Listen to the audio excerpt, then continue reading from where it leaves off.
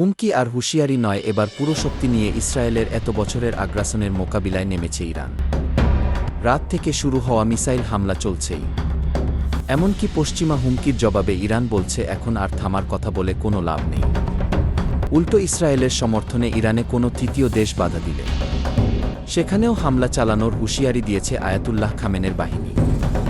মধ্যপ্রাচ্য জুড়ে মার্কিন ঘাঁটি থাকলেও সেগুলো ব্যবহারের কোনো পথ খোলা নেই ট্রাম্পের সামনে। ব্যাস উড়ি রেখে শোয়ার ইসরায়েলকে রক্ষায় মধ্যপ্রাচ্যে থাকা স্থল ও যুদ্ধ জাহাজের প্রতিরক্ষাকে মোতায়েন করেছে ট্রাম্পের প্রশাসন।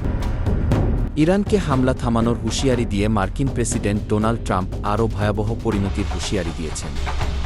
তবে ট্রাম্পের এই হুমকি উড়িয়ে দিয়ে হামলা বন্ধ করা হবে না বলে সাফ জানিয়ে দিয়েছে ইরান, বরং তৃতীয় কোনো দেশ ইসরায়েলকে বাঁচাতে ইরানের পথে এলে সেখানেও হামলা হবে বলে স্পষ্ট জানিয়ে দিয়েছে আয়াতুল্লাহ খামেনের বাহিনী। আজ যুক্তরাষ্ট্র ইসরায়েলের পক্ষ নিয়ে লড়াইয়ে জড়ালে ইরানের প্রথম টার্গেটই হবে মধ্যপ্রাচ্যের মার্কিন ঘাঁটিগুলো। গণমাধ্যমগুলো বলছে অঞ্চলটির অন্তত ১৯টি মার্কিন স্থাপনা, সব মিলিয়ে ৪০,০০০-এর মতো মার্কিন সেনা মোতায়েন রয়েছে।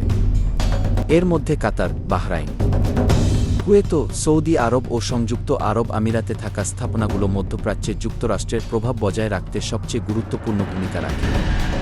এসব দেশ থেকে ইরানের দূরত্ব একেবারেই কম।